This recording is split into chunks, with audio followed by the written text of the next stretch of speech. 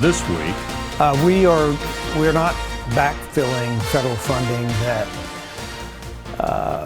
is eliminated as a result of the shutdown. And even other federal programs that they have chosen to close for whatever reason. the governor is adamant the state cannot and will not replace the funding for federal SNAP food stamp benefits. We know $5 million to food banks is a significant amount of money to those banks, but and an additional $1.5 million. But we're going to follow and partner with them and understand as this continues to unfold, how can we better deliver dollars where they're needed. What the governor did do was provide $5 million to Tennessee food banks to help during this food crisis. The time we spent in other countries with CEOs of global companies matters. You know, relationships matter, and the work that we do, particularly in international economic development work. State leaders spend 2 weeks in Asia trying to attract new industries to Tennessee. You will hear from Economic Community Development Commissioner Stuart McWhorter. That's horribly undemocratic and truly troubling when we're talking about a power as open to potential misuse as the ability to deploy military force. A Davidson County judge is weighing whether Governor Bill Lee overstepped his authority by deploying the Tennessee National Guard in Memphis. Hello again and welcome to another edition of This Week. Governor Bill Lee is standing firm, saying the state will not make up for withheld federal SNAP food stamp funding. We'll hear from him a little later. But first, presidential pardons for former Tennessee House Speaker Glenn Cassada and his former top aide, Cade Cothran. The two were both facing prison time after their convictions for a scheme to defraud the state. On Friday, a White House official told News 2 President Trump approved pardons for both men. The White House says the Biden Department of Justice, quote, significantly over-prosecuted Cassada and Cothran for, quote, minor issues that resulted in a, quote, armed raid, perp walk, and suggested sentences exceeding 10 years, penalties normally reserved for multi-million-dollar fraudsters. We'll continue to follow the developments of that story, but now we begin by heading to a court battle over the governor's authority to deploy the National Guard in Memphis. Inside a Nashville courtroom this week, the question before the chancellor was simple in wording and enormous in reach. Did Governor Bill Lee have the authority to send the National Guard troops into Memphis as part of a public safety task force? A coalition of Memphis and Shelby County officials says he did not. And that's horribly undemocratic and truly troubling when we're talking about a power as open to potential misuse as the ability to deploy military force. Their petition for an injunction argued that the deployment violates Article 3, Section 5 of the state's constitution, which makes the governor commander-in-chief of the militia only in cases of rebellion or invasion. They say under Title 58 of Tennessee law, the National Guard is organized militia. So those limits still apply. That the governor is asserting the authority to send troops wherever and whenever he wants, for as long as he wants, and asserts that there is no role whatsoever for the judiciary to police that use of military force. That's really terrifying. Across the aisle, the state didn't just defend the governor's decision, it defended its own reading of the same constitution, arguing political opposition doesn't make it right to conflate law. It's his power and duty to respond to emergencies in Tennessee. Under Title 32, the U.S. Code gives him the tools to do it. Under the law, the Guard serves in a dual status role, federally funded, state-controlled, meant, state's attorneys say, for moments just like this. A whole quarter of the most serious crime committed in Tennessee happens in Memphis. State's attorneys say guardsmen in Memphis aren't making arrests, only providing logistical support, an injunction, he warned, that could hinder a governor's ability to act when future emergencies demand speed. And just as it would be wrong for any of the plaintiffs to walk down to the Capitol and pick up the governor's pen and purport to command the National Guard, it's wrong for them to ask this court to pick up the governor's pen. While plaintiffs argue the deployment blurs the line between civilian and military authority. The chancellor did not rule from the bench this afternoon, but said a written decision is coming soon. Bob and Haley, the ruling could set a precedent for how far Tennessee governors can go in using the National Guard at home and whether the words of the state's constitution are guardrails or guideposts flexible enough to meet the next emergency. Back to you. Tennessee's Speaker of the House is getting creative to try to solve the state's teacher shortage issue, suggesting letting people with associate's degrees become teachers.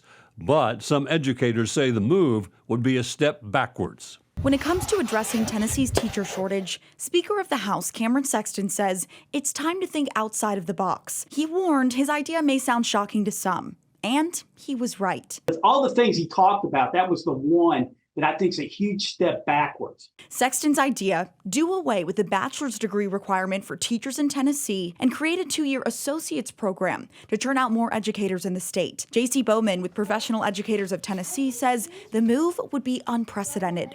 I've been doing this for 40 years. I've never heard anybody that says we need to take a step back and do away with the bachelor's degree and go to an associate's. That's the first time I've heard anybody even suggest that. Bowman estimates the state is down around 2,000 teachers. He agrees something needs to be done to fill the gaps, but says Sexton's approach doesn't address what's actually causing the shortage. People are leaving teaching not because of the qualifications to get into the field.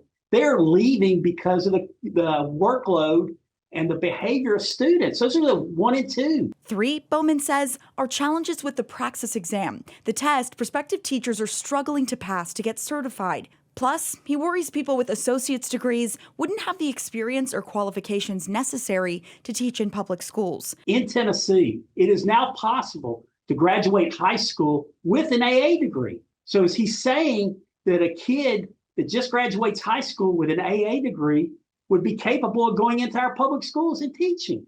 And I think that's something that people will take a hard look at and say no. But Sexton says careers like nursing have a similar structure with licensed practical nurses, registered nurses, and nurse practitioners. He believes it could help get more teachers into classrooms that need them the most, helping with the shortage, knowing educators would likely go back for their bachelor's. I did like the fact that he said it was a discussion that we need to have. Okay, check. We had the discussion. Let's move back and really solve the problem. Now, Speaker Sexton's office sent us the following statement. An associate's degree pathway would let more people enter teaching, stay close to home, graduate debt-free, and focus on early bachelor's degree certification for K through 12. While an associate could cover K through 6, which would help fill elementary classrooms with a highly specialized teacher, many teachers already pursue advanced degrees while working, and associate degree teachers would likely continue toward a bachelor's degree while gaining classroom experience. Stay with us. This Week continues in a moment. Welcome back to This Week. The governor and his team just returned from a 2-week business recruiting trip to Asia. We went one-on-one with the deputy governor and state ECD commissioner. The time we spent in other countries with CEOs of global companies matters. Relationships matter, and the work that we do, particularly in international economic development work. It is a top priority for our governor. It's a top priority for our administration. And the results, I think, show for it. We've had so much success, decades worth of success in our state with foreign direct investments. A lot of meetings, close to 20 meetings with companies. We met with close to 40 CEOs of businesses. And as you may know, we visited Taiwan and then later went to South Korea, and then we wrapped up in Japan. We met with a lot of companies that are already in our state. About 70% of the incentive projects that we work on are with companies that expand in our state. So they're already here, but they have choices. They can go elsewhere. They can go to other states. They can expand anywhere. They don't have to expand where they already are. But that is an interesting statistic with our department. And I think that as we are there and spending time with companies that are already invested in our state, I think it's good to touch base with them, hear about their growth plans. These Tennessee leaders were selling Tennessee. If they're not aware of Tennessee being a business-friendly state, we make sure that they're reminded of that, whether it's our tax base, whether it's regulatory. we have been ranked among many agencies and publications about top state for business. So we obviously want to, continue to remind CEOs and decision makers of that. But I would say really I think the X factor in much of what we do is able to provide a skilled workforce. And the governor and our legislature, which has supported the governor in this, has invested in our education system with regards to workforce readiness, whether that's K through 12 or our technical schools, and certainly our 4-year colleges and universities. As the governor says, the states with the workers are the states that will get these types of high-paying jobs and great opportunities for Tennesseans. As we say, Tennessee does a lot of good things, but we're also really lucky in terms of our location and just the ability to utilize our state's logistical location in terms of distribution of products and goods. And CEOs make decisions based on the cost of doing business, like in logistics and moving their products. They touted Tennessee's new energy sources. What we're doing in energy, and particularly with nuclear energy, and how we're viewing nuclear and new nuclear as the future of not only generation of power, but as we continue to grow as a state, both population-wise and just industry in general. The question around generation and transmission of power, and our partners with TVA and how we're viewing that going forward over the next 10 and 20 and 30 years, I think that's of interest to a lot of these decision makers as well. Other states are doing a lot of things as well, but we feel like we've got a very unique opportunity in nuclear, mostly because of what's happening in Oak Ridge and the talent, the expertise that exists in Oak Ridge that's attracting these types of businesses and this new technology. And the world is paying attention to it. And it was in every meeting we had, every conversation we had, they wanted to know more about what we're doing there, because I think these companies understand that just like workforce, access to power is going to be a big component of their decision making. The state leaders dealt with challenges and concerns. I think work visas is certainly a top discussion item that they had.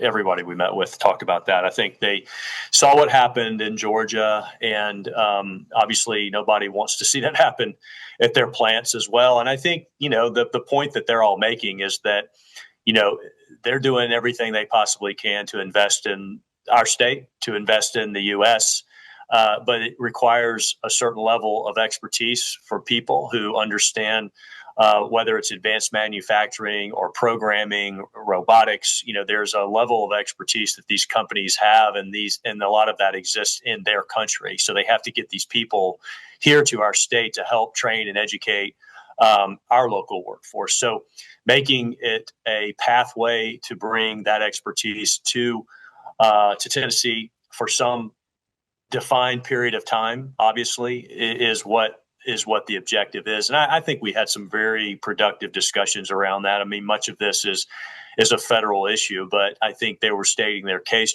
Tariffs were a top discussion item. Look, we're doing everything we possibly can to, being made in Tennessee, being made in the U.S., but there are just certain types of equipment or certain types of material that just can't simply be made in the U.S. And so, how do you solve for that? And again, that's a question that resides up in D.C. But, I think the point of that is, we want to have meetings with business leaders who are really grappling with, millions and in some cases, billion-dollar decisions for their business on how they can. They obviously want to be able to do and abide by the law and pay the tariffs, but they also they're business people too, and they want to make sure that they're doing it effectively and efficiently. So lots of discussion on how do you move machinery that's made in another country or a raw material that's only made in a certain country to the U.S., and how do you give companies some time to, identify a producer of that equipment or that raw material in the United States so that tariff doesn't apply. Because I think what many of these companies, these international companies, are saying is, if you can help us identify a company in Tennessee that can make a particular product for us that we can only buy from another country, please let us know. And if it meets our standard, we'll buy from them tomorrow. That'll eliminate a lot of things. Supply chain, it'll eliminate and tariff. Because of the government shutdown, volatility is a concern. Once the dust can settle around tariffs and rates and the Trump administration can get these deals done, I think companies are about to hit the go button. I think they just need clarity on and what the timing of that is, and then they can make their business decisions at that point. The uncertainty of those key components and key questions are just, I think, what's causing some of these companies to just pause for a moment. The good news is for Tennessee is that nothing has changed for us. We're still a great state to do business. We're still investing in our workforce. We're still investing in infrastructure. The business is going to come because of the leadership we have in our state and because of, what makes Tennessee such a great place, not only to live, but to work. And so, we can play the long game on that if it comes down to that and they need more time to make decisions. I think our message to them is, look, we're patient. We want to make sure that we have the right brands, the right companies in our state that are serious about making investments in our state, hiring Tennesseans. And, we're going to do all the things to make sure that they're comfortable when the time's right for them.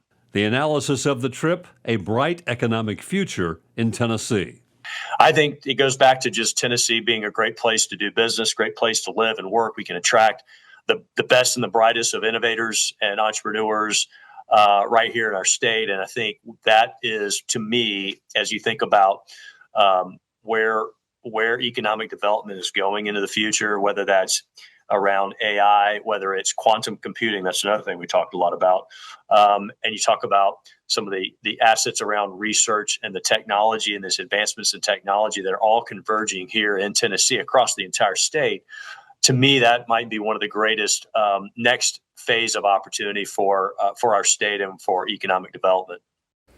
Stay with us. This Week continues in a moment. Governor Bill Lee said this week the state will provide $5 million to food banks to help Tennesseans in this time of need of food. But the governor says they cannot and will not make up for the loss of federal funding. We're not backfilling federal funding that is eliminated as a result of the shutdown. And even other federal programs that they have chosen to close for whatever reason. Look, the state can't make up for all of the federal funding that's being stopped. Tennesseans already pay federal income tax to the federal government. Tennesseans have already paid for SNAP benefits through their own tax dollars. Those benefits should be coming back to Tennesseans. That's how it's set up to operate. We can't afford to backfill every time the federal government decides to stop a program, and we won't be. The state has over $2 billion in its rainy day fund, but the governor says that money cannot be used to make up for the loss of SNAP funding. We've looked at ways to alleviate this problem, and the state's rainy day fund is very clearly designed for a specific purpose, and by statute, by law. First of all, the governor can't just decide how to tap into the rainy day fund, but it also would be illegal to use rainy day funds for backfilling SNAP.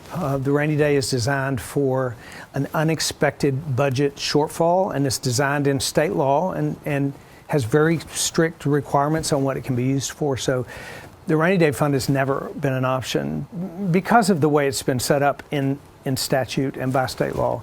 Rainy day fund was never an option. What the governor is doing is providing $5 million to the Second Harvest Food Bank to be distributed to food banks across the state to help during this food crisis. We know $5 million to food banks is a significant amount of money to those banks, but and an additional $1.5 million.